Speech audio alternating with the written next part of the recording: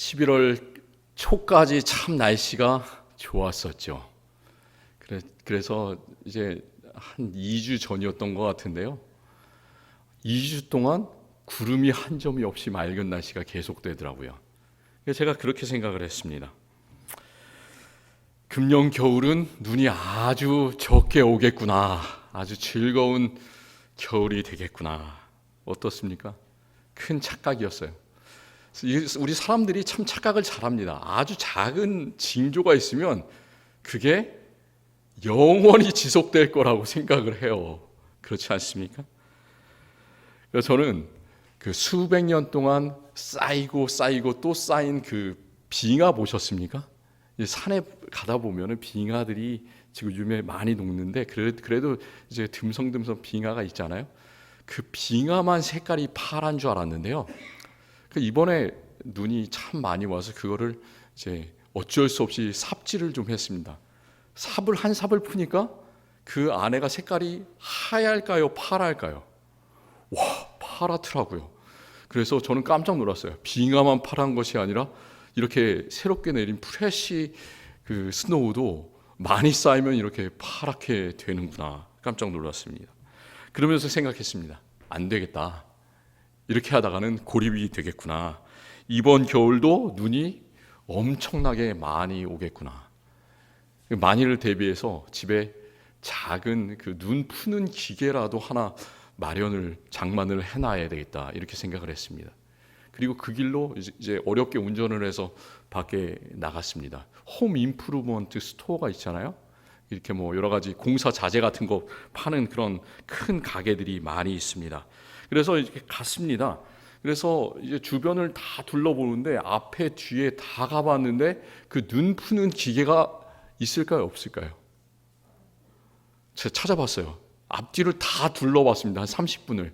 그런데 큰 거 작은 거 한 개도 없는 거예요. 심지어 눈을 푸는 여기 앞에 들어오면 우리 교회도 눈삽이 있는데요. 눈삽도 한 개도 없어요. 뭐 이런 일이 있을까? 도대체 이렇게 큰 가게가 그래가지고 그 옆에 지나가는 그 직원한테 한번 물어봤습니다. 왜 눈 푸는 기계가 하나도 없냐고 이렇게 물어봤더니 이 사람이 하는 얘기가 어제 하루에만 이 눈 푸는 기계가 350개가 그 매장에서 나갔다고 그래요. 야, 350개. 그래서 지금은 전부 다 매진돼서 솔드아웃이다. 아무것도 없다. 이런 말을 하더라고요. 저는 그렇게 생각했습니다. 우리는 일어나는 모든 일을 잘 보고 깨어서 준비하는 것이 참 중요하구나. 세상에서 무엇인가 일어나는 일을 잘못 준비했을 때는 어느 정도냐? 그것은 그냥 이제 눈을 잘 못 치우면 어떻게 하면 됩니까? 기계가 없으면 그냥 손으로 치우면 돼요. 그렇지 않습니까? 몸이 좀 고생하면 된다라는 게 세상의 이치인데 하나님 나라의 이치, 천국의 이치는 다른 거죠.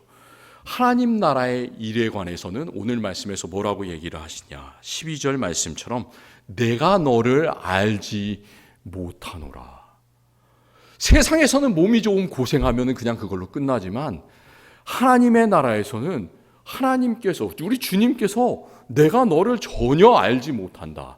우리에게 이렇게 말씀하실 수도 있다는 것을 우리가 기억해야 됩니다.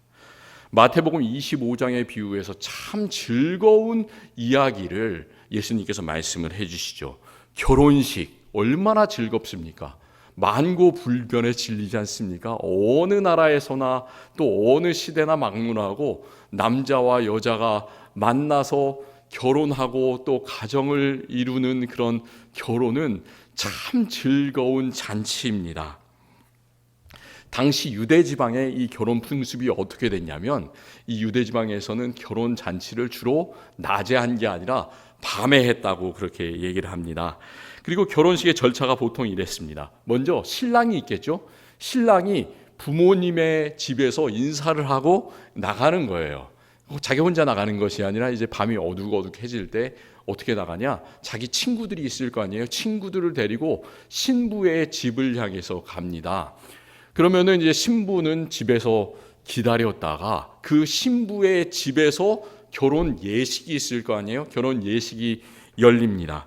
결혼 예식이 끝난 다음에 또 유대 사람들이 강조하는 게 뭐냐면, 끝나고 나서 우리는 뭐 결혼 피로연이라고 하지 않습니까? 그런 잔치를 하는데, 이 사람들도 잔치가 참 중요해요. 잔치를 오랜 시간에 걸쳐서 하는데 밤새도록 그렇게 잔치를 하는 거예요. 보통 그 신부의 집에서 하는 것이 아니라 다시 거기서 함께 모여 있는 사람들이 다 신랑의 집으로 함께 행진을 해서 걸어가서 신랑의 집에 이르러서 잔치를 한다고 되어 있습니다.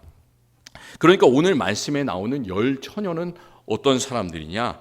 신부의 결혼을 축하해 주기 위해서 온, 아직 자신은 결혼하지 않은 신부의 결혼 들러리다, 이렇게 생각을 하면 되겠습니다.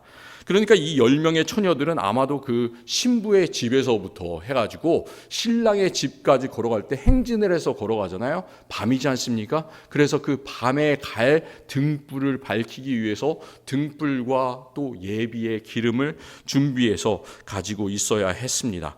예수님께서 말씀해 주신 이 비유를 생각해 보면 우리가 이해하기 어려운 그런 부분들이 많이 있습니다. 예수님의 모든 비유는 우리들에게 참 궁금하다, 예수님께서 왜 이렇게 말씀하실까, 그리고 또 우리의 삶 속에서 어떻게 적용할까, 이런 그 아주 궁금증들을 많이 유발해내는 게 예수님의 비유인데, 여기서도 그렇습니다. 등불을 가졌던 이 열 처녀들이 신부가 아니라 그냥 신부의 들러리라면, 이 사람들이 그냥 그 결혼 피로연 잔치 자리에 들어가도 그만, 안 들어가도 그만 아닐까요? 그렇지 않아요? 그런데 이들은 잔치의 문을 열어달라고 하면서 주여 주여 이렇게 부르짖는 그런 장면이 나옵니다. 왜 그렇게 할까? 왜 꼭 그 잔치 자리에 이 들러리가 들어가려고 하는 걸까? 참 궁금합니다. 또 요즘의 시대는 참 각박한 시대잖아요. 사람들이 나누기를 싫어하는 그런 시대지 않습니까? 우리 성경에 읽어보면 항상 우리가 가진 것을 나눠라, 도와라, 옆에 궁핍한 사람들 궁핍을 채우면서 성도의 교제를 하면서 살아가라, 이렇게 말씀하지 않습니까? 기름을 많이 가지고 있으면 반반씩 나눠주면 얼마나 좋을까. 왜 그런데 이 준비했던 5명이, 기름을 준비한 5명이 다른 기름이 없는 5명에게 안 된다라고 단칼에 거절을 하는가. 그런 조금 이상한 생각이 듭니다. 왜 그런 생각이 드냐? 우리가 왜 예수님께서 그 말씀을 하셨을까를 생각해 보면, 우리가 주님께서 우리에게 명하신 일에는 정말로 철저해야 하는구나라는 것을 예수님의 말씀을 통해서 알게 됩니다. 하나님께서 우리에게 부여한 역할이 신부이든지 들러리이든지, 그리고 25장 뒷부분에는 달란트 받은 종의 이야기가 나오는데, 1달란트를 받은 종이든지 5달란트를 받은 종이든지, 내가 어떤 상황에 처해 있든지 우리가 늘 기억해야 되는 것은 뭐냐면, 모든 일을 하나님께서 주셨다라는 말씀이에요. 내가 받은 직분, 내가 받은 사명은 내가 스스로 그냥 원해서 하는 일이 아니라 하나님께서 나에게 그 귀한 것을 주셨고, 다른 어떤 사람이 하는 일과도 비교할 수 없이 가장 중요한 일이라는 것을 늘 기억하시기를 바랍니다. 그래서 하나님 안에서 내가 하는 것들, 섬김의 일은 작고 큰 것에 구별이 없는 거예요. 또 기름을 나눠줄 수 없는 이유를 5명의 처녀는 9절을 말씀에서 이렇게 말씀을 하고 있는데, 우리와 너희가 쓰기에 다 부족할까 하노라, 이렇게 말씀을 하고 있습니다. 여기서 기름을 나눠준다는 말은 우리가 가진 예수 그리스도의 복음을 다른 사람들한테 전한다라는 그런 뜻이 아니에요. 어느 누구도 예수 그리스도를 믿을 수 없게 세상의 복음을 변질시킨다라는 그런 뜻이 있습니다. 마치 어떤 것이냐면, 요한계시록 3장에 보면 예수님께서 참 많이 비판하고 핀잔을 주셨던 그런 교회가 있는데, 라오디게아 교회라는 그런 교회가 있었습니다. 왜 그러냐? 너희는 뜨겁지도 않고 차지도 않아서 내 입에서 뱉어버리겠다, 이렇게 말씀하신 그런 교회가 있습니다.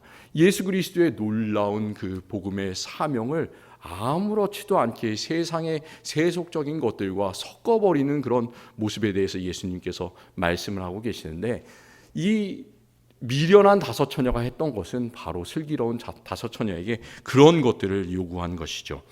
구약 성경에서 하나님께서는 자기 자신을 뭐라고 말씀하시냐면, 그의 백성 이스라엘에게 나는 남편이다, 이렇게 여러 군데에서 말씀을 하고 계십니다.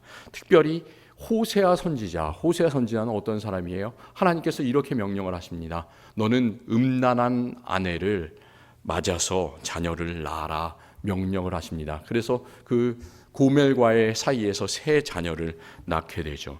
하나님께서는 왜 그렇게 호세아에게 명령하셨냐면, 이스라엘 백성들이 그렇게 하나님께 죄를 짓고 우상 숭배를 하지만 나는 끊임없이 신실한 하나님이다, 나는 끊임없이 너희를 사랑하시는 남편과 같은 자상한 하나님이다, 그것을 보여주시는 거예요. 그래서 호세아 2장에서 하나님께서는 이렇게 말씀을 하고 계십니다. 내가 너에게 장가들어 영원히 살되 공의와 정의와 은총과 긍휼히 여김으로 내가 장가들며 진실함으로 내게 장가들리니 내가 여호와를 알리라. 왜 하나님께서는 우리의 남편이 되어주시겠다고 그렇게 말씀을 하시냐? 그 이유는 맨 마지막에 있는 너가 여호와를 알리라. 서로 우리가 하나님을 알고 하나님께서 우리를 아는 그런 놀라운 관계를, 사랑의 관계를 맺으시기 위해서 그렇게 하신다는 거예요. 이 하나님께서 나를 아신다 말씀하시는 것은 뭐냐? 하나님께서 아신다고 말씀하실 때 그것은 나는 너를 끝까지 사랑할 것이다, 우리의 모든 것을 다 책임져 주실 것이다, 세상 끝날까지 너를 보호하고 이끌어 주겠다, 그 말이 네가 여호와를 알리라, 이 사랑의 관계 속에 있을 것이다, 그런 말이에요. 그래서 하나님께서는 두려워하는 사람을 부를 때도 나는 너를 이미 안다라는 그런 말씀을 하고 계십니다. 이 예레미야 선지자가 참 하나님 앞에 서기를 두려워했습니다. 하나님의 선지자가 되기를 두려워했어요. 그에게 이렇게 말씀을 해주십니다. 내가 너를 안다 말씀하시는데, 내가 너를 모태에 짓기 전에 너를 알았고, 내가 배에서 나오기 전에 너를 성별하였고, 너를 여러 나라의 선지자로 세웠노라, 이런 말씀을 하세요. 하나님께서는 마찬가지로 여기에 예배하는 우리 모두를 태초부터 알고 계셨습니다. 이 얼마나 놀라운 약속이십니까? 그냥 우리는 이 자리에 앉아 있는 것이 아니고, 그냥 우리가 원해서 예배하는 것이 아니라 하나님께서 먼저 우리를 사랑해 주시고 자녀 삼아 주시고 알기 때문에 우리는 하나님의 백성이 되었습니다. 이런 하나님의 놀라우신 하나님께서, 우리를 끝까지 사랑하시고 우리를 아시는 하나님께서 왜 어떤 사람들에게 내가 너희를 알지 못하노라 그렇게 얘기하시면서 문을 확 닫아버리시는 걸까요? 그 한 가지 이유, 우리가 오늘 읽은 말씀에서 우리가 이것을 잘 봐야 되는데요, 5절에 있습니다. 5절에서 신랑이 더디 옴으로 다 졸며 잘쓰라고 되어 있습니다. 예수님의 오심이 점점 늦어지고 있습니다. 그렇지 않습니까? 예수님께서 부활하시고 천국에 하늘나라에 올라가셔서 하나님 우편에서 통치하고 계신 그 순간부터 항상 하나님께서는 우리에게 이렇게 약속을 해주셨습니다. 내가 속히 오리라. 예수님께서 그 순간에 오실 것 같은데 지금도 오시지 않고 2000년을 우리는 계속해서 기다리고 있습니다. 신랑이 더디 오시는 거예요. 신랑 되신 예수님께서. 그래서 사람들은 주님께서 오심을 준비하는 일보다는 초점이 자기 자신에게로 향하고 있는 것이죠. 자기의 일만을 생각하게 되고 자기의 일을 돌아보게 되는 거예요. 점차 믿음을 잊어버리게 되었습니다. 그렇기 때문에 사람들이 이렇게 외치기 시작했습니다. 사도 베드로가 두 번째 편지를 그 여러 지역에 흩어진 그런 나그네들에게 쓰고 있는데, 나그네들이면 핍박을 받은 사람이면 오직 예수 그리스도의 다시 오심만을 기억하면서 또 살아야 될 텐데, 그런 것이 아니라 이 사람들은 이미 믿음이 식어지고 자신의 생활만을 돌보는 사람들이 되었습니다. 그러면서 이렇게 외치고 있습니다. 주께서 강림하신다는 약속이 어디 있느냐? 조상들이 잔후로부터 만물이 처음 창조될 때와 같이 그냥 있다. 이 말은 예수님께서 오시지 않은 것처럼 앞으로도 영원히 오시지 않을 거야. 세상이 지금 우리가 사는 세상이 평안한데 앞으로 전쟁도 없고 평화롭고 언제나 좋은 세상이 늘 계속될 거야. 그렇습니까? 그렇지 않죠. 우리들은 마음속에 거짓 평화를 계속해서 이렇게 쌓아 올리려고 합니다. 평안하다, 잠잠하다, 이런 얘기를 스스로 하는 사람들이에요. 그런데 그렇지 않죠. 항상 우리는 깨어서 준비해야 되는 그런 사람들입니다. 그런 참 무지한 사람들에게 사도 베드로는 이렇게 말하고 있습니다. 사랑하는 자들아, 주께는 하루가 1000년 같고 1000년이 하루 같다는 이 한 가지를 잊지 말라. 주님께서 1000년 동안 2000년 동안 오시지 않았는데, 그럼에도 불구하고 주님은 오늘 당장이라도, 내일 당장이라도 오실 것이다, 그 말씀을 하고 있습니다. 그리고 또 우리가 기억해야 되는 것이 뭐냐면, 사도 베드로가 뭐라고 얘기를 하냐면 바로 이 다음 구절에 왜 그렇다면 지금까지 예수님께서 오시고 있지 않느냐, 하나님께서 그 오신다는 약속을 잊어버리셨기 때문에 오시지 않는 것인가? 하나님께서 능력이 없으시기 때문에 예수 그리스도께서 다시 오시지 않는 것인가? 전혀 그렇지 않다는 것이죠. 하나님께서, 예수 그리스도께서 오시지 않는 이유는 뭐냐면, 아직까지 오시고 있지 않는 이유는 우리를 향해서 오래 참으셔서 아무도 멸망하지 않고 다 무엇에 이릅니까? 다 구원에 이르기를 원하고 계시기 때문에, 이 악한 세상, 이 악한 사람들아, 너희가 회개하고 내 품으로 돌아와라, 그것을 위해서 예수님께서는 계속 우리에게 외치시면서 아직도 인자하신 마음으로 우리를 기다리고 계신 거예요. 그렇기 때문에 예수님께서는 아직까지 우리를 그냥 바라보고 계십니다. 예수님이 늦게 오시기 때문에 우리는 잠깐 졸고 또 잠깐 잠에 들 수도 있어요. 5절에서 신랑이 더디움으로 다 졸며 잘세라고 그러잖아요. 그 다 졸며 자는 사람은 슬기로운 5명도 마찬가지고 미련한 5명도 마찬가지고 다 잠깐 잠에 든 거예요. 우리도 그럴 수가 있습니다. 우리도 살아가다 보면 잠깐 실족할 수가 있어요. 잠깐 예수님의 길에서 조금 멀어질 수가 있습니다. 우리의 마음이 뭔가 참 이렇게 뭔가 표현하기 어렵게 안타깝게 이럴 수가 있습니다. 그런 거는 당연한 거예요. 누구에게나 그런 일이 일어납니다. 그렇지만 우리가 슬기로운가 미련한가, 우리를 향해서 천국이 열려 있는가 닫혀 있는가는 우리가 잠깐 졸았는가 졸지 않았는가, 그것이 아니에요. 단 한 가지 기준은 뭐냐면, 하나님께서 준비하라고 그러신 것, 그것을 잘 준비하고 있는가, 그렇지 못한가에 달려 있습니다. 우리가 살아가면서 주님을 맞이하기 위해서 준비해야 되는 그 기름을 준비하라고 그랬는데, 그 기름이 과연 무엇일까요? 어떻게 하면 늦게 오시는 주님을 지치지 않고 우리의 마음속에 계속 준비하면서 맞을 수 있겠습니까? 저는 이런 생각을 해봤어요. 오늘 말씀에서는 이 기름이 무엇이다라고 정확하게 말씀을 해주지 않으십니다. 그런 말씀은 뭐냐면, 예수님께서 우리에게 여러 가지 물음을 던지시는 거예요. 너희 스스로 생각을 해봐라, 이렇게 말씀을 하시는 거예요. 너희 스스로 기도를 하면서 너희가 준비할 기름이 무엇인지 찾아봐라, 이렇게 말씀을 하시는 겁니다. 저는 말씀을 준비하면서 그래서 기도를 해봤습니다. 과연 내가 준비해야 되는 그런 기름이 무엇일까? 우리 교회가 준비해야 되는 기름이 무엇일까? 그것은 우리 스스로 자랑할 만한 업적이 아니고, 우리 스스로 내세울 만한 나는 이런 일도 하고 저런 일도 하고 이렇게 하고 있습니다, 이런 것이 아니라 바로 끊이지 않는 예수 그리스도의 사랑이구나. 예수님 자신이 기름이구나. 우리의 마음을 오직 예수 그리스도로만 채워야 되는구나. 그런 생각을 하게 됐습니다. 예수님께서는 마태복음 5장에서 이런 말씀을 하셨어요. 산 위에 있는 무리들에게 산상수훈을 전하십니다. 그러면서 너희는 세상의 빛과 소금이다 라고 말씀을 하셨습니다. 그 당시에 모든 등불은 그냥 우리가 밝게 비추는 이런 전기불처럼, 랜턴처럼 저절로 빛을 낼 수가 없잖아요. 기름이 그 아래 꼭 있어야만 빛을 낼 수가 있습니다. 그러면서 예수님께서 이런 말씀을 하셨죠. 이같이 너희 빛이 사람 앞에 비추게 하여 그들로 너희 착한 행실을 보고 하늘에 계신 너희 아버지께 영광을 돌리게 하라.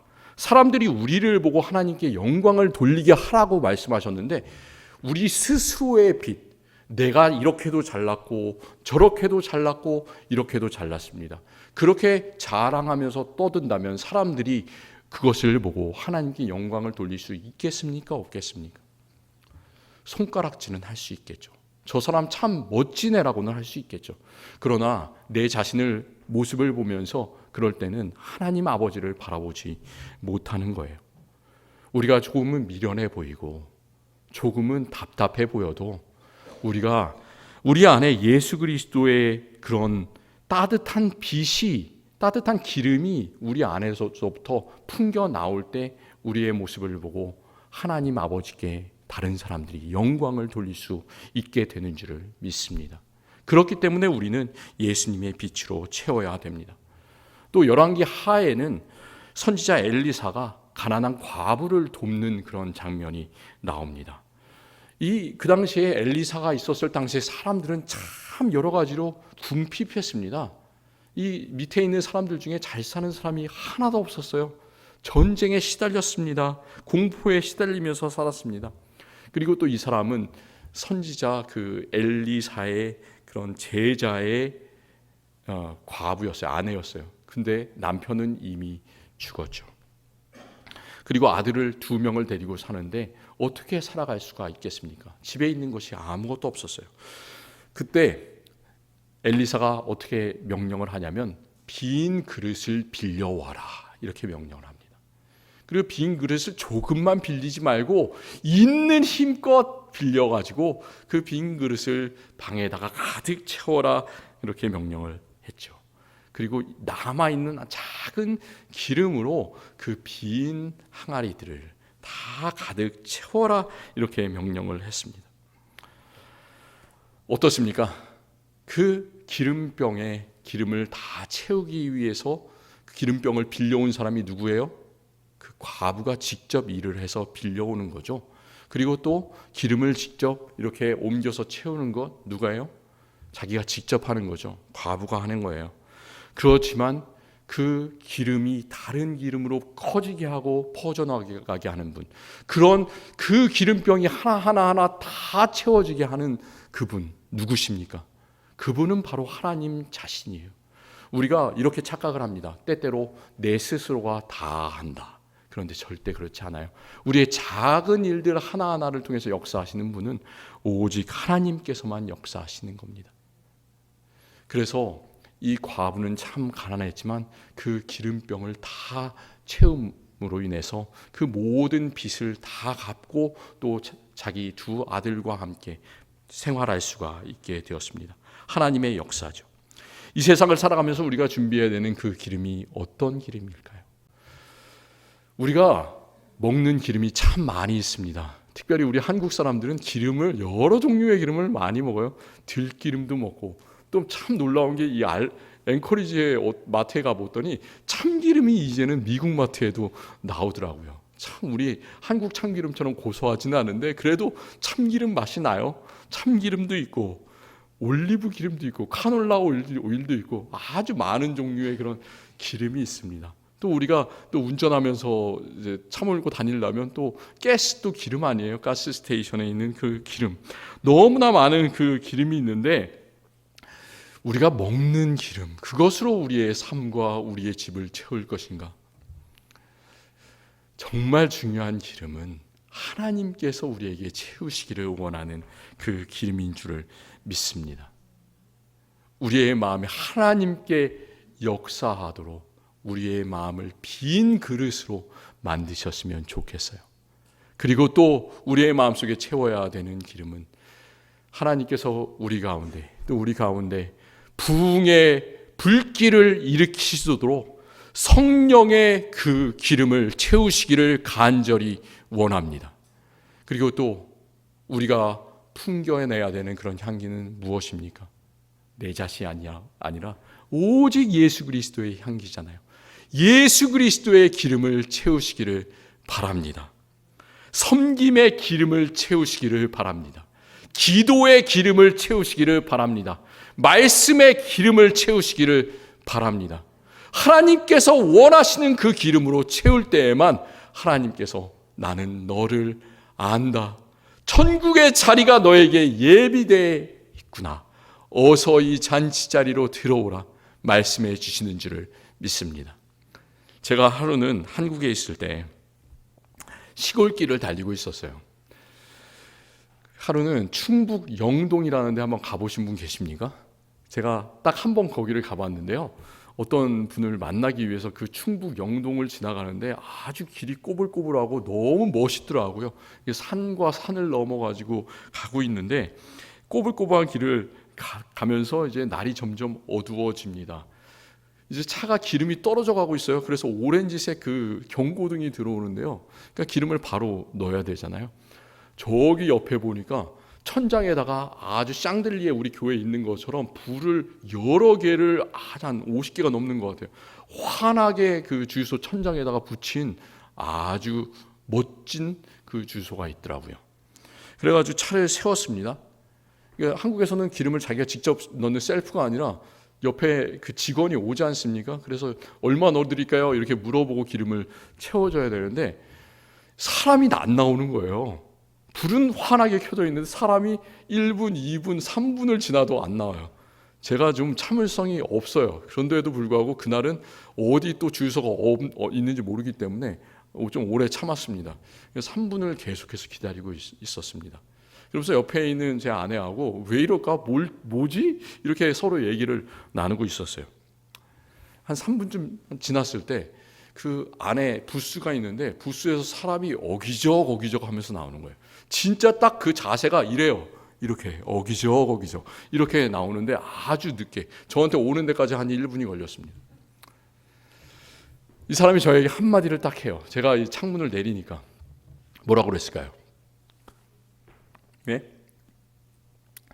손님 죄송하지만 주유소에 기름이 다 떨어졌습니다. 그렇게 얘기를 하더라고요. 제가 그 차를 다시 몰고 이렇게 나오는데 마음이 되게 찝찝했습니다. 그러면서 이런 생각이 들었어요. 야, 아무리 주유소가 밝게 빛을 비추고 있어도 그 안에 주유소에 기름이 없으면 그것은 아무짝에도 쓸모가 없구나. 우리도 마찬가지구나라는 생각이 바로 들었어요. 우리들이 겉으로는 멋있고 겉으로는 유명하고 세상에서 잘 나가지만 진정으로 주유소에 기름이 없는 것처럼 우리의 삶 속에 주님께서 원하시는 그 기름이 없이 그냥 살아간다면 우리는 아무짝에도 쓸모없는 사람이구나. 그런 생각이 들었습니다. 그러면서 꼭 이 이야기는 이 충북 영동에서 일어나는 이 사건은 제가 1년, 10년 평생을 기억했다가 필요할 때 꼭 설교를 해야 되겠다 이 생각을 했습니다. 그렇지 않습니까? 우리는 참 미련한 것을 채우면서 살아갑니다. 물질주의에 빠져가면서 살아갑니다. 그렇지만 어떻습니까?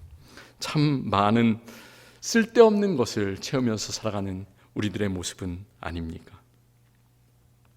가장 중요한 그것, 기름을 준비하면서 신랑 되신 주님을 기쁘게 나가 맞이할 수 있는 깨어있는 삶을 살아가는 저와 우리 모든 성도님들이 되시기를 간절히 기원합니다. 하나님 감사합니다. 오늘 이 말씀을 통해서 우리가 얼마나 우리 자신을 헛된 것으로 채우면서 살아왔는지를 돌아보게 됩니다. 주님께서는 기름을 준비하라고 하시는데 그 기름을 준비하면서 살게 하여 주시옵소서. 먼저 우리의 마음을 빈 마음 되게 하여 주셔서 예수 그리스도의 기름으로 채우고 성령의 기름으로 채우고 말씀의 기름으로 채우고 기도의 기름으로 채우게 하여 주시옵소서. 정말로 우리가 풍성해져서 예수 그리스도의 놀라운 빛을 세상에 증거할 수 있는 우리들 다 될 수 있도록 우리 가운데 역사하여 주시옵소서. 예수 그리스도의 이름으로 기도합니다. 아멘.